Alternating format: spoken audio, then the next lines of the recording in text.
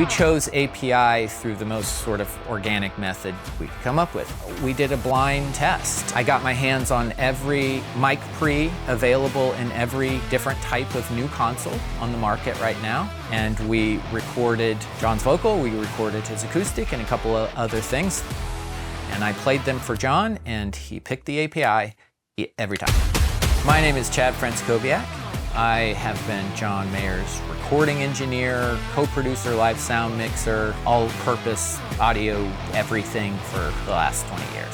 We knew we wanted to go with a new console because we have a couple of vintage pieces that sound amazing.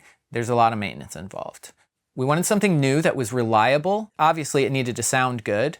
And if in whatever additional functionality we could get out of it, great. DAW control, fantastic, things like that. But we wanted to make the decision based on how it sounded. I knew that I wanted something that had a lot of routing capabilities. I don't know that John cares at all about routing capabilities, but I do. You know, when we got this console, I was printing pretty regularly to Pro Tools and tape simultaneously. And so I wanted to be able to easily route things like that. Certainly for mixing, I loved the extra automated returns. I love the masters section layout. Just all of it ergonomically is kind of how I learned to think about signal flow and audio. And it's really in keeping with that sort of, you know, kind of classic workflow, but with more modern capabilities. So that's, you know, in a nutshell, how we chose it. We went for, you know, this is a small tracking room. We use this room primarily for writing, for overdubs. This console is perfect for this room because we can have everything patched in and ready to go at any point.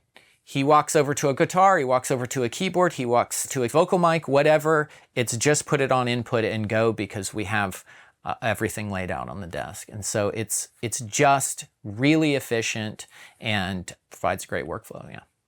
I can't really say I have a favorite piece of API gear because everything has such a specific task. 560s, obviously, phenomenal for drums, for tracking.